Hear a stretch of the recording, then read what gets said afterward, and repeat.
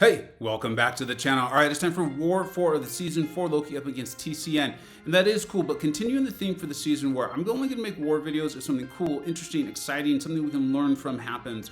And this is one absolutely for certain. In the last war video, I got to use Nimrod, and he did this really cool, interesting mechanic use of his abilities. And in this one now, I was assigned Omega Sentinel, and I've been thinking about that a lot, right? I recently put her up in the tier above all in my overall tier rankings, just up there, but below Nimrod. And so many of you have asked me, like, who should I rank up? Should I rank up Nimrod? Should I rank up Omega Sentinel? And obviously I go with who do you enjoy more, because they're both awesome. You tell me you like them about the same, and I'd say I'd probably lean towards Nimrod.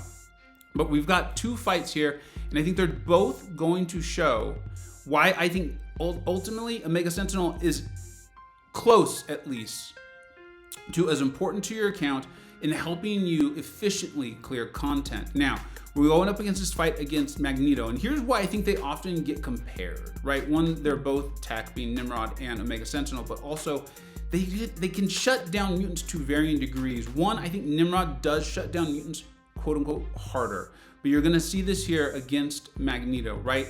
We've got the node, which would mess with our ability accuracy anyways. As soon as I parry, you're gonna see it right there. But her ability accuracy, like Nimrod, cannot be reduced against mutants. It's really, really cool, especially against like Magnetos or in nodes like this that want to reduce your ability accuracy by going up against a mutant. Now, the next fight, I'll talk a little bit more about her mechanics. This one is nice, but we're talking more about addressing the comparison between her and Nimrod. We're landing the heavy to change like our debuff or things like that, but I'm not as worried about that in this particular fight. We're landing our SP2s against mutants. It is a plasma debuff, and you can see how much it's doing, right? I don't even think I played this fight very well, but we've got 8 plasmas up. You can see how much damage it's doing.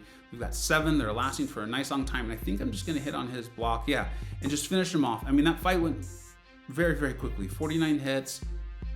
Didn't really need to worry about the node too much. Didn't have to worry about the ability accuracy being reduced by Magneto.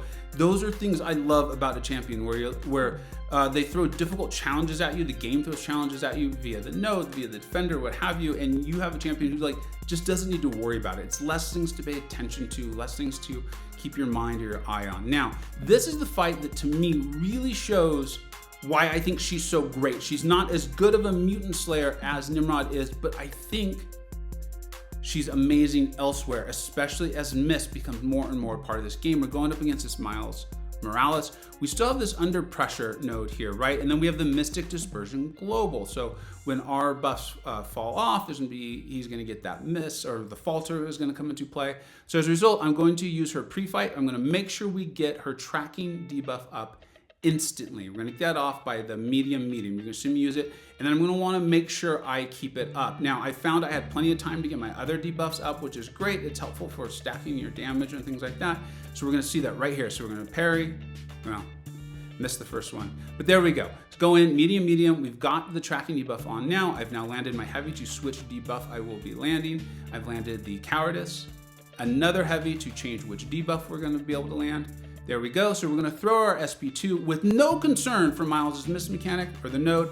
We've got all of our tracking or pre-fight debuffs or those things up. We're gonna go in and we are going to pause them by landing our light. They are now all paused for 7 seconds, which is gonna give us plenty of time to get to our SP1 to refresh them all. Because we had the 3 debuffs up, we get more incinerate damage, which is ticking for an absolute ton. That fight, I'm not gonna say that's the hardest fight in the game. It's definitely not. But it's not an easy fight, and you needed a very specific champion to make it look as easy as Omega Sentinel just did. She did it in only 30 seconds. That is not against a mutant. And she also handily took the fight before it. Tons of utility, great damage, the ability to refresh them. I really love this champion. If you pull her in the upcoming featured, I think she is well worth your resources. I even like her SIG. Yeah, her prestige is good.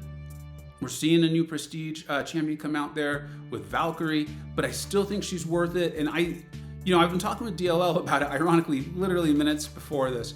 But he and I were saying, like, these champions where you have an ability that doesn't use your resource, and her SIG helps you keep your armors up, which help you do a lot of things, not just the auto block, right? And getting that SIG, it's worth it. It is worth the investment. It's just not as exciting maybe as say Nimrod's. that's making all of your things hit harder and stay on longer, right? I understand that. We did end up losing this war. Congrats to TCN. Well played to our MVPs. As always, Karate Mike, Bryn, and Mad Cat. Let me know what you're thinking about Omega Sentinel. Are you pumped up to pull her? I think her, Teddy, Scorpion, for me, those are my 3 favorites. Printra, I don't know, I need to play him a bit more. Wong, Black, they're all amazing. This is such a great feature coming up. Let me know who you're most excited for pulling, what you think about Omega Sentinel.